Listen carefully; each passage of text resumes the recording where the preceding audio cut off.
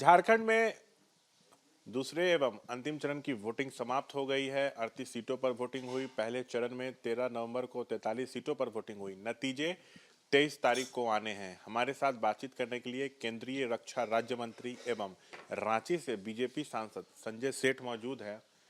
क्या लग रहा है 23 तारीख को क्या होने जा रहा है?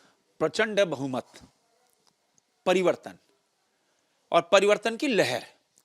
परिवर्तन की लहर इसलिए कि इन्होंने युवाओं को धोखा दिया, उनके सपने चकनाचूर किए, महिलाओं को धोखा दिया, किसानों को धोखा दिया, आम लोगों को धोखा।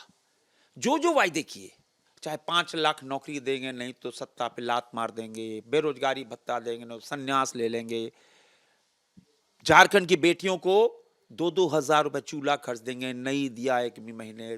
बेटी की शादी में सोने का सिक्का देंगे, सोने का तो छोड़ दो, पीतल का भी सिक्का नहीं दिया।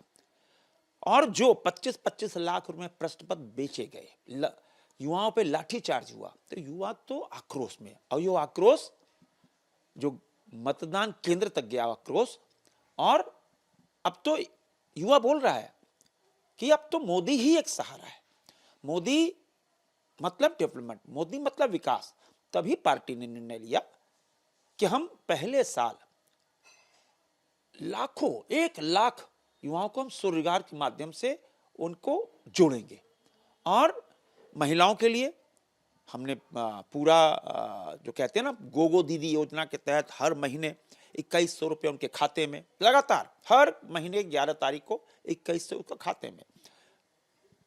जो गैस सिलेंडर है वो 500-500 रुपए में 2 गैस सिलेंडर निःशुल्क कहते। इसी तरह किसानों को हमने, हमारी जब सरकार थी तो 5000 एकड़ देते थे, 25,000 रुपए देते साल में।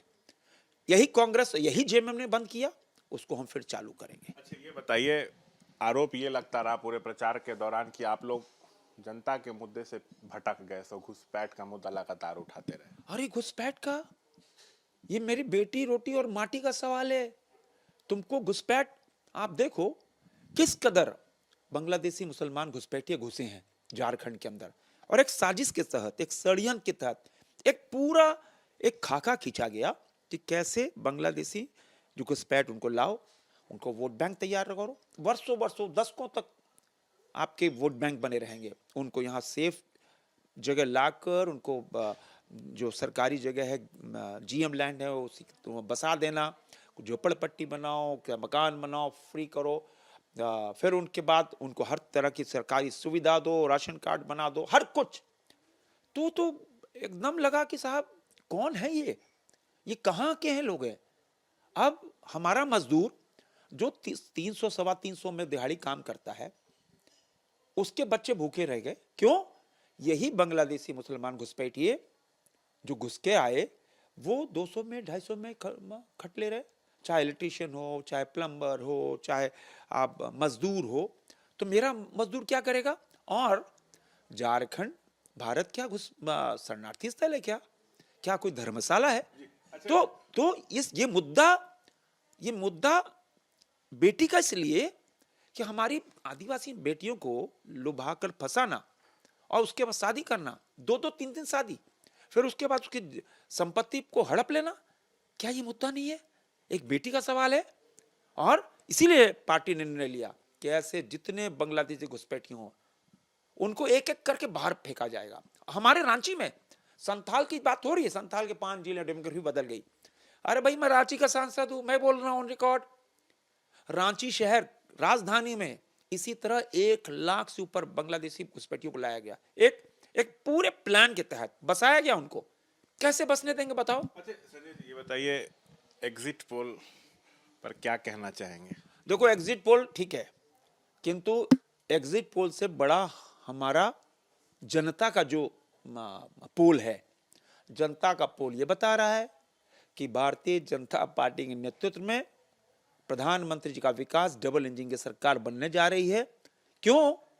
क्योंकि एक भी कहते हैं ना, जनहित के मुद्दे से पूरी तरह भटक गई थी, रूल ऑफ कॉलेज था झारखंड के अंदर। तभी जनता ने खुलकर, चाहे पहले चरण में हो, दूसरे चरण में हो, खुलकर मतदान किया, खुलकर। तो आप कह रहे हैं कि सरकार बनने जा रही है, तो बीजेपी का सीएम कौन होगा? बाबूलाल मरांडी, चंपई सोरेन या कोई नया? भाई ना आप शशांक जी तय करो ना मैं तय करूंगा। अरे ये तो जनता अपनी आवाज चुनती है, अपना प्रतिनिधि चुनती है। अब वो प्रतिनिधि विधायक बैठेंगे, अपना नेता चुनेंगे। आखिरी सवाल, महागठबंधन सरकार पर लगातार आप लोग भ्रष्टाचार का आरोप लगाते रहे, जो आरोप लगे क्या उसकी जांच होगी आपकी सरकार बनने के बाद? अरे हाँ भाई, यही तो तड़पन है इनको। एक कांग्रेसी सांसद क्या 350 करोड़ बरामद होता है, मुख्यमंत्री के प्रतिनिधि पंकज मिश्रा के यहां से 1500 करोड़ रुपए का गोलमोल है, घपला है। उन्होंने पूरा खनिज बेच दिया। उनके आलमगीर आलम किस कदर उनके पीएस के यहाँ 40 करोड़ बरामद होता है। एक पूजा सिंघल जो उनकी मुख्यमंत्री की नाकी बाल थी, 20 करोड़ बरामद होता है। देश ने भ्रष्टाचार की पूजा देखी पूजा सिंघल के रूप में, और भ्रष्टाचार का आलम देखा आलमगीर के रूप में। क्या हम छोड़ देंगे? जब मोदी है भैया, ये मोदी है, एक एक पैसे का हिसाब लेगा और हिसाब लेकर जनता को देगा। यही तो मोदी है, यही तो मोदी की गारंटी है। इसीलिए देश मोदी पे विश्वास करता है। शुक्रिया। तो ये थे बातचीत करते हुए संजय सेठ। कैमरा पर्सन सैलिस के साथ Shashank Kumar, ABP news, Ranchi. For exclusive and insightful videos, subscribe to our new channel ABP Live Premium.